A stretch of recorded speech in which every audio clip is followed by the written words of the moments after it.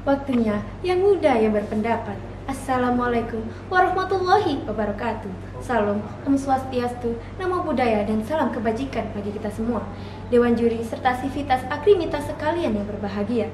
Saya Salsabila Dwi Febrianti sebagai perwakilan dari SMA Negeri 1 Wonoayu dalam ajang SMA Awards 2024-2025 dalam kategori lomba debat bahasa Indonesia. Di sini saya berdiri sebagai tim kontra menyatakan tidak setuju dengan adanya mosi Dewan percaya bahwa siswa di bawah usia 18 tahun yang telah menyelesaikan jenjang pendidikan tertentu harus diberikan hak untuk memilih. Namun perlu diketahui Dewan juri yang terhormat bahwa syarat memilih telah diatur dalam PKPU nomor 7 tahun 2022 yang berbunyi pemilih harus genap berumur 17 atau lebih pada hari pemungutan suara, sudah menikah atau sudah pernah menikah. Hal ini menunjukkan bahwa batasan usia untuk memilih telah tercantum dalam PKPU nomor 7. Pertanyaan saya, lalu mengapa kita harus mendebatkan hal yang sudah ada dan sudah tercatat pada PKPU nomor 7 tahun 2022. Dan perlu diketahui Dewan juri yang terhormat bahwa pemilu adalah proses demokratis untuk menentukan pemimpin. Dalam hal ini, pemilu memainkan peran yang krusial dan rasional dan tidak boleh sembarang orang memilih pemimpin negara. Karena jika kita melakukan kesalahan dalam memilih, maka sistem pemerintahan kita juga akan ikut keliru. Dan menurut studi psikologis, perkembangan kognitif dan emosional manusia terus berlanjut hingga usia 20-an. Hal ini menunjukkan bahwa usia di bawah 18 tahun termasuk dalam usia perkembangan, usia perpindahan dari anak-anak menuju remaja atau remaja menuju dewasa. Hal ini menunjukkan bahwa pada usia tersebut mereka belum memiliki kematangan emosional dan intelektual, yang takutnya mereka terkena pengaruh kampanye politik yang kotor yang dapat mengamburkan isu-isu kompleks dan mengarah kepada keputusan yang tidak rasional. Dan perlu diketahui pula Dewan juri yang terhormat bahwa di Indonesia ada suatu isu yang masih terus berjalan hingga sekarang, yakni isu politik uang.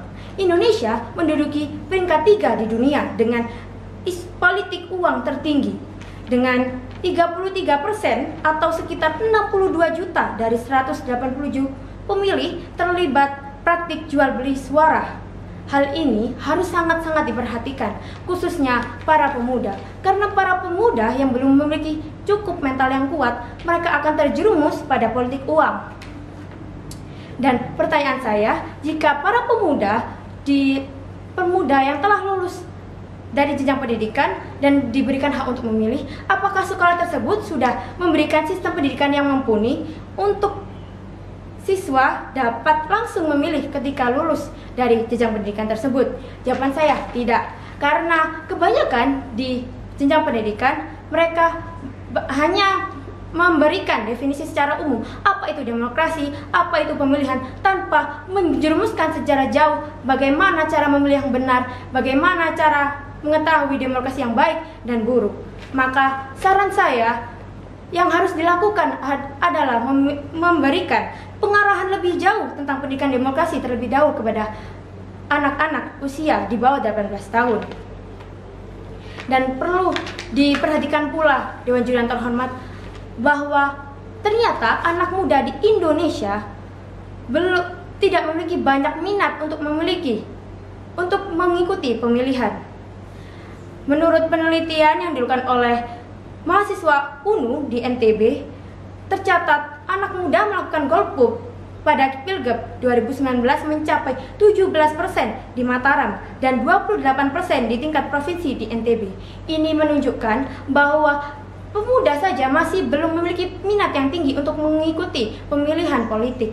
Nah, yang harus dilakukan oleh pemerintah adalah menumbuhkan minat generasi muda untuk mengikuti pemilihan dan memberikan pengarahan lebih jauh tentang pendidikan demokrasi sebelum membiarkan mereka untuk ikut memilih. Sekian, terima kasih. Wassalamualaikum warahmatullahi wabarakatuh. Salam Om Swastiastu, Namo Buddhaya, dan salam kebajikan bagi kita semua.